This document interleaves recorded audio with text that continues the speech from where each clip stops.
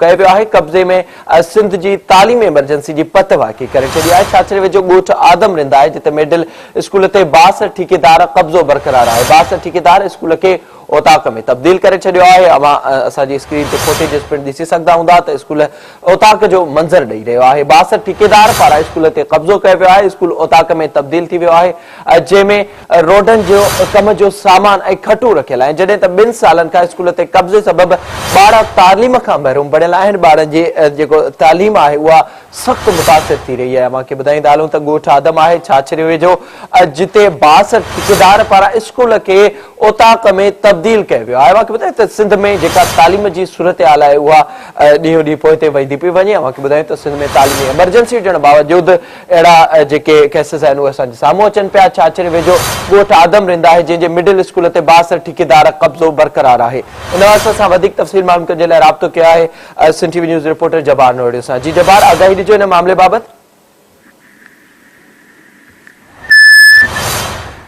जी नासिन असां कोशिश कयूं पिया त जबार सां राब्तो करे सघूं हिन मामले बाबति। जी जबार, अव्हांखे आवाज़ अचे पियो? आगाही ॾिजो त 62 ठेकेदार पारां स्कूल ते कब्ज़ो कयो वियो आहे, स्कूल खे ओताक में तब्दील करे छॾियो आहे। हाँ जी बिल्कुल, छाछड़े तालुके जो ॻोठ आहे आदम रिंद जंहिंजी 5000 आदमशुमारी आहे। जंहिं ॻोठ जी जेका मिडिल स्कूल जी इमारत आहे उन ते जेका रोडनि जो ठेकेदार हो 62 ठेकेदार उन तक़रीबन 2 सालनि खां कब्ज़ो करे छॾियो आहे। स्कूल जे अंदरि जेका कंटेनर रखियो वियो आहे ऐं स्कूल जे जेके क्लास रूम आहिनि उन्हनि जे अंदरि जेके खटूं ऐं बिस्तरा रखिया विया आहिनि। ॿारड़ा जेके आहिनि ॻोठ जा तक़रीबन ॻोठाणनि जे चवण मुताबिक़ त 100 ॿार जेके आहिनि असांजा तइलीम खां महरूम थी विया आहिनि ऐं ॻोठाणा कई ॿार जेके एहतजाज बि करे चुका आहिनि हिन हवाले सां, पर तइलीम इंतिज़ामिया हिन हवाले सां अञा ताईं को नोटिस कोन वरितो आहे। मासूम ॿारनि जी जेका तइलीम जो जेको ज़ेवर खां महरूम बणिजी विया आहिनि, तव्हांखे ॿुधाईंदो हलनि उनजो मुस्तक़बिल तबाह थी रहियो आहे।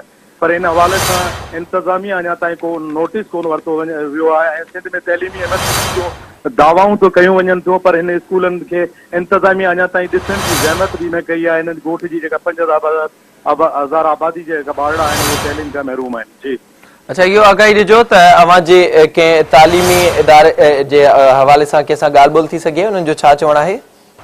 जी बिल्कुलु, इंतिज़ामिया सां मुंहिंजी ॻाल्हि थी आहे। इंतिज़ामिया जो चवणु आहे त असां जेका हिन स्कूल ते नोटिस वठंदासूं ऐं इहो कब्ज़ो ख़ाली कराए ॾींदासूं, पर इहे अहिड़ा ऐलान था कया वञनि था पर अमली तौर ते को क़दम कोन थो खयो वञे। जीअं हवाले सां तव्हांखे ॿुधाईंदो हलां त ॻोठाणनि तक़रीबन 2 साल जो अर्सो गुज़री वियो आहे, शिकायतूं करी रहिया आहिनि, एहतजाज करी रहिया आहिनि, पर को बि नोटिस नथो वरितो वञे।